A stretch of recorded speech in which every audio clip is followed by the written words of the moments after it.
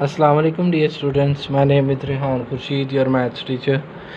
And today we will solve question number 7 of exercise 2.1 of class 10th unit number 2, theory of quadratic equations. Let's start our lecture. Here we have question number 7. If the roots of the equation, एक equation आपको दी गई है और उसके roots के बारे में बताया गया है आर इक्वल, कि वो बराबर हों, देन तो फिर a बराबर होता है 0 के, या और a की क्यूब प्लस b की क्यूब प्लस c की cube is equal to 3ab होता है हमारे पास। ठीक है, अगर हम कहें कि ये हमारी जो इक्वेशन है इसके रूट्स बराबर हैं तो दो कंडीशन हमारे पास आती है, या तो a इज इक्वल टू 0 आता है और यहाँ हमारे पास a cube plus b cube plus c cube is equal to 3ab आता है। तो स्टार्ट करते हैं अभी क्वेश्चन को। सोल्यूशन में सबसे पहले हम क्वेश्चन को रिपीट नीचे लिखेंगे, वो लिखने के बाद इसमें देखेंगे एक्स स्क्वायर का कोफिशिएंट क्या है, सी स्क्वायर माइनस ए बी, ये हमारा हो जाएगा ए। इसी तरह एक्स का कोफिशिएंट क्या है, -2 into A square minus B सी, ये हमारा बी हो जाएगा। और इसी तरह सी हमारी कांस्टेंट टर्म होती है, तो यहाँ कांस्टेंट टर्म है हमारे पास बी स्क्वायर माइनस ए सी। ठीक है, तो हमें क्या करना है, सबसे पहले डिस्क्रिमिनेंट का फॉर्मूला यूज़ करना है, बी स्क्वायर माइनस 4ac।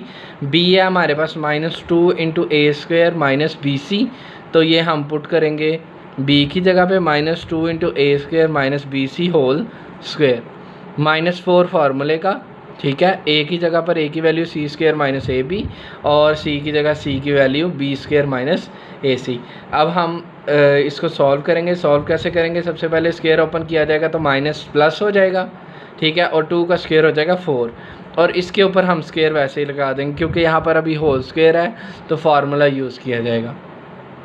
उसके बाद -4 वैसे का वैसे ही है, इन दोनों को हम आपस में मल्टीप्लाई करवा लेते हैं। सी स्क्वायर जब बी स्क्वायर के साथ मल्टीप्लाई होगा तो आएगा बी स्क्वायर सी स्क्वायर, फिर सी स्क्वायर जो है वो जब ए सी के साथ मल्टीप्लाई होगा तो आएगा -ac की पावर 3।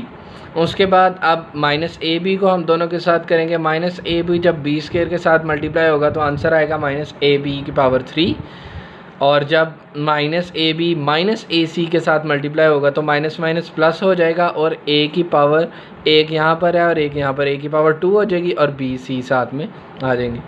इसी तरह अब हमने क्वेश्चन में क्या चीज़ देखी थी कि रूट्स अगर इक्वल हों तो ये दोनों कंडीशंस आती हैं, और रूट्स इक्वल तब ही होते हैं अगर डिस्क्रिमिनेंट का आंसर 0 हो।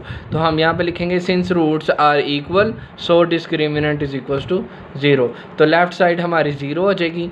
अब ये 4 इधर ही है, अब इसका फॉर्मूला हम ओपन कर रहे हैं। ए स्क्वायर मतलब पहली टर्म का स्क्वायर, ए की पावर स्क्वायर थी पहले ही और ये 4 हो जाएगी, प्लस दूसरी टर्म का स्क्वायर, दूसरी टर्म क्या है हमारी बी सी, तो बी सी का स्क्वायर करेंगे तो बी स्क्वायर सी स्क्वायर, -2 फार्मूले का, पहली टर्म ए स्क्वायर, दूसरी टर्म बी सी। ठीक है, ये ए स्क्वायर ए माइनस बी होल स्क्वायर का फार्मूला यहाँ पे यूज़ किया गया। उसके बाद ये -4 इधर वैसे ही लिख दिया और इसको भी अभी हमने वैसे ही लिख दिया। उसके बाद हमने 4 कॉमन ले लिया, 4 आ गया कॉमन बाहर, a की पावर 4 वैसे ही, बी स्क्वायर सी स्क्वायर वैसे ही, -2a स्क्वायर बी सी, ये तीनों मल्टीप्लाई होके आ जाएगा -2a स्क्वायर बी सी।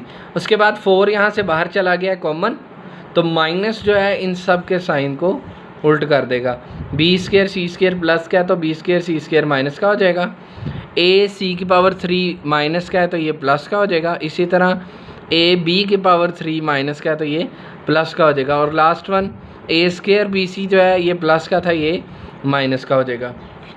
ठीक है, तो उसके बाद हम क्या करेंगे, यहाँ पर 4 जो कॉमन लिया था वो दूसरी साइड पर जाकर 0 हो जाएगा। ठीक है, तो उसके बाद यहाँ पर हमारे पास बचेगा a की पावर 4, बी स्क्वायर और सी स्क्वायर जो है वो माइनस बी स्क्वायर सी स्क्वायर के साथ कैंसिल हो जाएगा।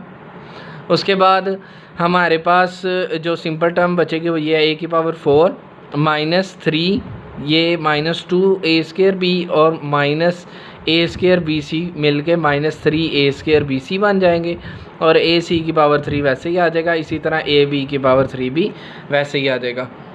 तो 0 इज इक्वल्स टू हो जाएगा हमारे पास, इन सब में से a कॉमन आता है, a यहाँ से कॉमन लेंगे तो एक a कॉमन चला जाएगा, पीछे बच जाएंगे 3। तो इसी तरह साथ साथ इसको तरतीब से भी लिख लेते हैं। अब b वाली लिख लेते हैं, इसमें से a कॉमन चला जाएगा तो b की पावर 3, इसमें से भी a कॉमन चला जाएगा तो c की पावर 3, और यहाँ सर एक a चला जाएगा तो ये आ जाएगा -3abc। ठीक है, तो अब ये दोनों का प्रोडक्ट इक्वल्स टू 0 है, तो इसका मतलब या तो a 0 है या a³ plus b³ plus c³ -3abc is equal to 0 है। ठीक है, तो आप क्या करेंगे, यहाँ पर इस कंडीशन को चाहे तो ऐसे ही रहने दें, अगर क्वेश्चन में जो दी गई है आपने वो बनानी है तो -3abc जो है वो लेफ़्ट साइड से राइट साइड की तरफ मूव कर जाएगा, तो वहाँ जाकर ये प्लस का हो जाएगा और हमारे पास कुछ इस तरह की फॉर्म बन जाएगी जो हमारी क्वेश्चन में गिवन है। तो ये हमारी चीज़ प्रूव हो जाएगी कि अगर रूट्स इस इक्वेशन के बराबर हों तो यहाँ a 0 के बराबर होता है और यहाँ a³ plus b³ plus c³ बराबर होता है 3abc के।